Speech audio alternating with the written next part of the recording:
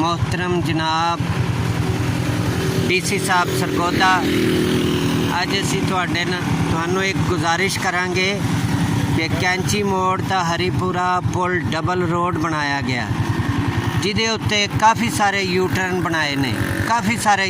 बनाए ने बेफायदा और एक्सीडेंट का बास बनने वास्ते ठेकेदार ने बनाए ने।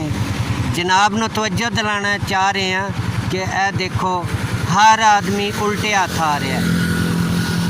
जितने यू टर्न बनाए ने वो अपने हथ नहीं जा रहा। इस रोड के उत्ते मेहरबानी करके ट्रैफिक सार्जेंट चलान करन वालियां गड्डियां खिलारियां जान जिथे यू टर्न है।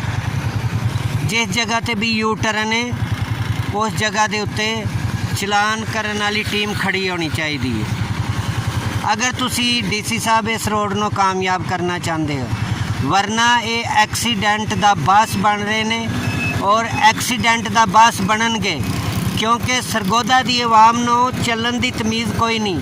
वो देख लो 92 की खिलाफवर्जी करता होया मोटरसाइकिल आ रहा है, देखो उल्टे हाथ, ये देखो ये देखो उल्टे हाथ आ रहा है। इत्थे कोई ट्रैफिक सार्जेंट नहीं है, कोई ट्रैफिक टीम नहीं है जिहड़ी इन्हां चलान करे और इन्हां पकड़े कि यह उल्टे हाथ क्यों आ रहे हैं। यह असलम कछेला मस्जिद हाउस के सामने बिल्कुल यू टर्न है। ये बेफजूल यू टर्न बनाया गया जनाब वाली एक्सीडेंट का बास करने वास्ते।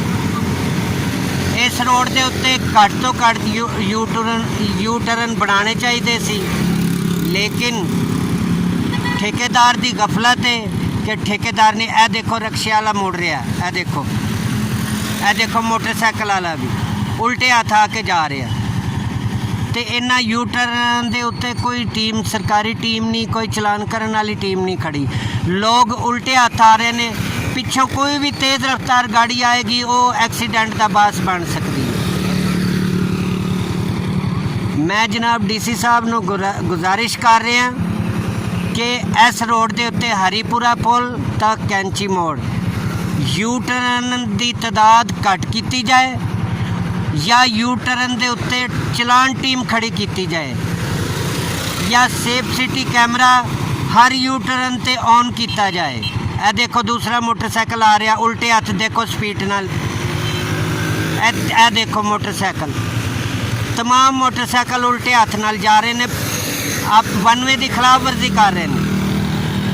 तो जनाबे अली इतना